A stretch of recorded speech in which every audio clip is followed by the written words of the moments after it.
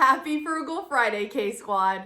It's time for our annual Living Below Your Means this spring video, which, to be honest, this is one of my favorite times of year, and I get really excited. This is actually the third year in a row that I do a variation of this video. Welcome back. So when I think about spring, I'm thinking about what can I share with you that's just a little different than the rest of the year. And the first thing that I think about when I'm thinking about frugal living, budgeting, saving money is the food. I think about preserving the food since groceries are so expensive and you're spending your hard-earned money on the food that we consume. Number one is proper food storage is vital, especially in the spring. So I don't know where you live and I don't know what kind of situation you've got as far as bugs and ants, but around here in Maine, when spring hits, the ants come out like crazy and they are just looking for some food and water and they're trying to invade my kitchen. The last thing you want to do is spend your hard-earned money on food only to have it invaded by guests that you don't want, the bad kind of guest, the ant kind of guest. So my solution to that is I always tell Kaden, all right, the bugs are coming back. We cannot leave a crumb behind, no crumb left behind. But the biggest thing that I do is I use airtight containers to make sure that nothing touches the food. Let me show you the ones that I have. I keep my cereal fresh and protected in here.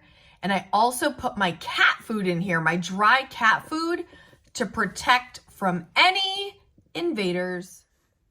Hi. The last thing we want is ants to invade our food in the summer, right? Yes, that happened last summer and I was not happy. Not happy. I think now that we got the new deck put onto the house, I feel like there was some stuff going on. Oh yeah. It's kind of a long story, but there was in the wall, there were extra bugs and all that was kind of adjusted. So would you say that those storage containers keeps our cereal really fresh? Yeah. Oh yeah. And no ants will get into those because the lids are shut tightly. Perfection. I will leave a link down in the description if you want to pick those up because they work really well and we got to protect the food this spring. Thanks, Kaden, for joining us. Okay. See you later. Bye. Number two, now that the food is safe, right, we want to work on staying healthy. And so the second thing to adopt this spring is hot girl walks. What is a hot girl walk? All right, so hear me out. This is what's going on, you guys. So I was born at the very end of Generation X, almost a millennial. I'm like right on the border.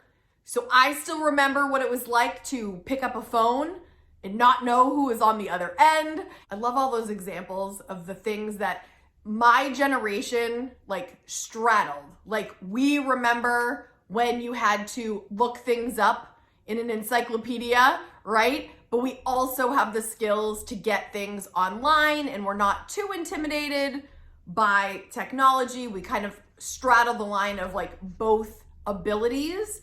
And so back to hot girl walks. There's a creator named Mia Lund, and she says, what is a hot girl walk exactly?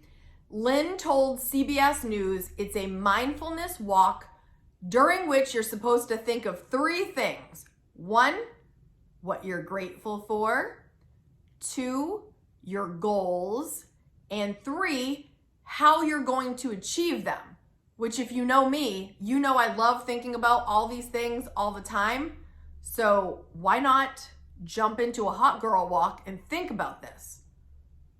And lastly, you're supposed to think about how hot you are, of course. The whole point is it's about building confidence and taking time for yourself, which I know many of us struggle with.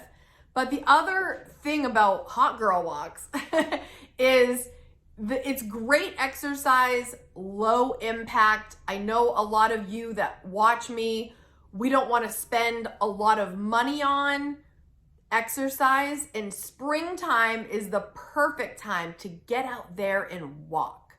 It's not going to kill your joints, hopefully. Wear some good sneakers and get out there, get some fresh air, get some free exercise. Like walking is free and it's so good for you mentally and physically.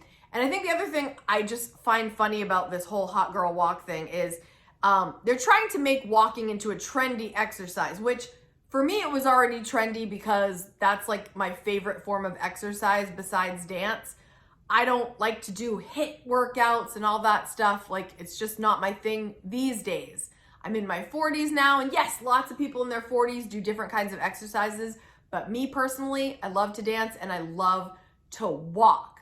So if hot girl walks is what's gonna make people want to walk, don't be discouraged by the title if it's off-putting to you or if it empowers you. Either way, the whole concept is to take some time for yourself, get outside, get some exercise, feel confident, and kind of reflect on everything that's going on and the direction that you want your life to go, which you guys know is also one of my favorite topics. So get out there and walk for free. It's gonna be awesome, especially with this nicer weather. Oh, I love it. Number 3, the ultimate way to ensure that you live below your means this spring is to budget for second quarter and start now. So second quarter, right now, again, if you know me or you've been around here a little bit, I love thinking in quarters. I don't like thinking the whole year ahead necessarily. I like going into smaller chunks. That's why we've been reading the 12-week year. That's why we've been talking about it. That's why we've been practicing it, because 12 weeks is an awesome amount of time to focus on something opposed to a whole year that can get maybe a little daunting. But 3 months, 12 weeks, ooh, so perfect. I love that period of time. So second quarter is upon us. April, May, and June. Oh, guys, I get so excited. I know you guys think I'm geeky about budgets, and I am, but I really love a fresh start. So January, February, March, we've been crushing it, you guys. I've been so proud of you. We've had a lot of progress, but now a fresh quarter, ooh, juicy, right? So April, May, June, start planning your budget. What you got to do is you got to list out what's coming up. Don't think about the rest of the year necessarily right now. Think about April, May, and June. What's coming up? What events do you have? What purchases do you know you need to make? Think about the bills that are coming up. Are there any bills that you pay in like a 6-month increment that's coming up? Do you pay your car insurance every 6 months? Is that bill within this time? Be looking ahead. Prioritize the most important things, and then give every single dollar a name, which I learned from Dave Ramsey a long time ago, and it's been really effective since I started doing that. So be planning for your third quarter. If you want me to do a separate video on how I plan, how I budget for a quarter, let me know, and I can hook you guys up with another video with that soon. Get thinking what's important, what's gonna happen the next 3 months. Get that budget rolling. I use Every Dollar to budget, but you don't have to use an app. You can go pen and paper. But to make sure you're living below your means, you have to know what your income is, and then you gotta spend less. And as I talk about all the time, the bigger the gap, the better. Now is your turn. Let us know in the comments, what are you gonna do this spring so that you can stay living below your means, so you can save money and live the frugal life? Let us know below so we can read through and get even more ideas. Thank you for coming here this week for your weekly dose of frugal inspiration. If you want more inspiration, click right here. I'm gonna leave you a video to watch next. Bye, you guys. Have a great week.